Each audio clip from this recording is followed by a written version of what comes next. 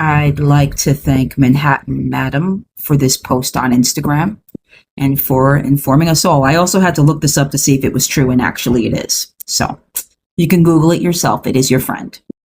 I testified under oath for the January 6th committee.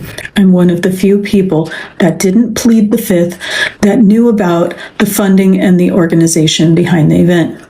Most of you don't know that Turning Point was one of the main funders and the main organizers behind January 6th. In fact, they were the ones who asked and got the president onto the stage. Most of what I'm going to say, only a handful of people know, and most of them aren't talking because they grifted and scammed off the event, so they have some liability there. For context, I've been a political publicist for 16 years, representing many high-profile people on the right. In December of 2020, I was approached by a woman who wanted to book Roger Stone on a stage on January 5th. She said she had a permit for an event in Freedom Plaza in DC. This woman had no connections and no other speakers, so she ended up hiring me to fill the entire stage and to do the PR. About a week into my planning, I learned that this woman didn't actually have the permit for the event. I got a call from Women for America First, who said she was a disgruntled ex-employee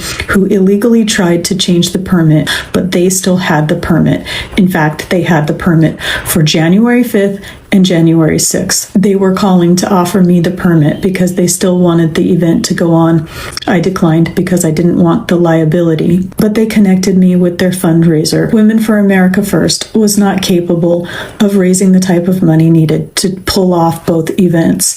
The fundraiser had one donor, and that donor had a list of people that she wanted to give money to, a list of people she felt like could do things for this cause, and people who had been censored that she wanted to give an opportunity to speak on stage, like Alex Jones and Roger Stone. At one point, I was told that the event on January 6th cost $650,000. $450 of that was being funded by Turning Point, and that Turning Point was using its leverage to get a yes from the president to step on the stage. I'm making this video now for all of you who want to know what happened to Charlie Kirk. You really have to look back to when they came into their political power, because Turning Point Faith was started after this. This is when all of the grifters started. From 2021 onward, a number of conferences, revivals, things started, which were grifts. They started every month because people were angry, and this is when everyone saw an opportunity to make money. There's a lot more to this story, but this video is getting too long. If you liked it, leave me a comment below. I'm considering making some longer form content on it.